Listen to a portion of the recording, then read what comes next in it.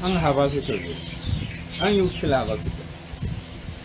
बुंनो थिनदों बुंदों मालाय जायगायाव थाहैनाय आं सिगांनिफ्रायनो गोबां ट्रेनिं मोनबोदोंना होमबाबो 8 बोसोर थादों नोंसोरनि जायगायाव बिसोर खामानिखौ माबायदि मावो मिथिं दावथिं खुंबाय फैसा बरनबाय जाबाय बेल' दा जे हाबबाय बक्सिनलाबो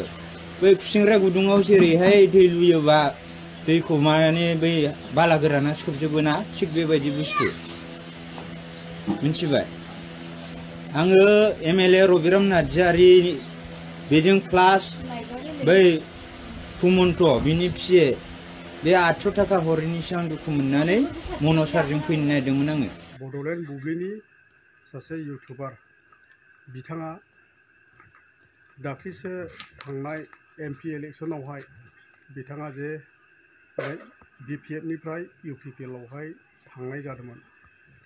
मानिबा जाहोन लानानैहाय बिथाङा थांनाय जादोंमोन दायो माने थांब्रनानैहाय दायो माने रेग्रेट जाबाय आरोखि गोसोआ ओमफ्राय दायो माने बिथाङा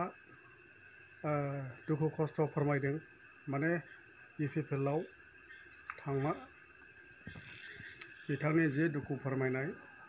नोंथांमोना बिथांनि बुंनायखौहाय खोनासंदो ओमफ्राय खोनासंनानैहाय नायनानैहाय लादो आरोखि जोबजासे हामबायसै बिदिबा थेंकिउ आं दुखु मोननानै मनसारजों फैनो नागिरदोंमोन आङो मिथिबाय आं इउपिएलखौ मालाबाबो सापर्टबो होआ होनायबो नङा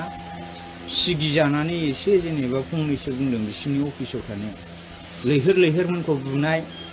बे प्रहलाद ब्रह्मनि न' खुबैख्रुबनाय गासैबो सैथो गोजा मिथिबाय आं एभ्रिथिं मिथिजोबो बिसोरनि इनचार्जआ सोर दैदेननाय बेफोरखौबो मिथिजोबो दाख्लै जयन्तआ थैबाबो देरहायाखै मिथिबाय प्रमदआ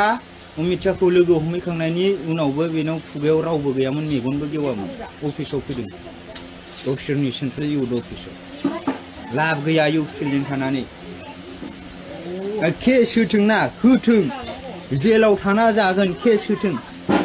जेलाव थाना जागोन मिथिबाय जों सैथो मानसि जों सैथो बायदि जाजानो लुबैयो खिन्थु बिटिसिखौ बासायनोबा बिटिसिनि रैखाथि नांगौबा प्रमद बर'जों दाथा हाग्रामाजों था हाग्रामाया बिराद सैथो मानसि ओरैबायदि सैथो बेयो ना गावखौ बावसोमनानैबाबो मालायखौ सिबिनो हायो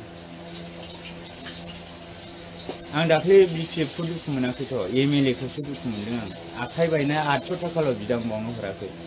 आरो बेबो आं प्रमदजों थांनो होननानै थाङाखै आं बै मनसारजोंसो ओरैनो खामानिफोर दंबा रायज्लायहैनोसै होननानै ओंखारदोंमोन जोंनि बिदि गफुरनि आबसुफोरखौ सनितपुर बिश्वनाथनि आबसुखौ जों दुखु मोना हजोंनि बायदि केरेक्टार नङा मावसे मावना मावाखै होनग्रा नङा जोंना नैबिनि आबसुआनो बिमा बिफा बायदि आबसुआ लाख थाखा हर कौटि थाखा हर होनबाबो न'खरनिफ्राय गैयिबाबो हरगोन नै बिथिं नोंसिनि बायदि थगायसुला नङा आं हाबाखैथ' आं इउपिएल हाबाखैथ' बुंनो थिनदों बुंदों मालाय जायगायाव थाहैनाय आं सिगांनिफ्रायनो गोबां ट्रेनिं मोनबोदोंना होमबाबो 8 बोसोर थादों नोंसोरनि जायगायाव बुनो हायो हमनो हायो जायनि सरकार बेनो राजा नोंसिनि क'क्राझाराव खुनु ल'आनो गैया प्रमदखौ रायनाया आंनि आसि फिसानि खामानि नैबेनि बुनायावनो पुलिसफोरानो बासायहैदोंसो बुग्राफोरखौनो हले फैसा होना बायजोबनाय बेखौ सरन्जया मेनेज खालामदों जेलावल'सो दोननो हागोन लांजेननायाव खनसेल'सो बुनो हागोन जों चेलेन्ज दाला जोङो बिराद फाग्ला मानसि जोंना गोसोआ जायखौ सानो बेखौ मावलाबायो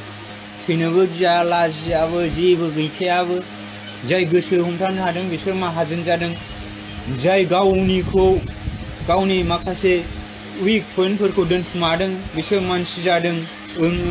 सार माबा माबि होननानै खिन्थु जों सैथोजों सोलिग्रा मानसि सैथोनि अनगायै आलदाखौ जों सुखुआ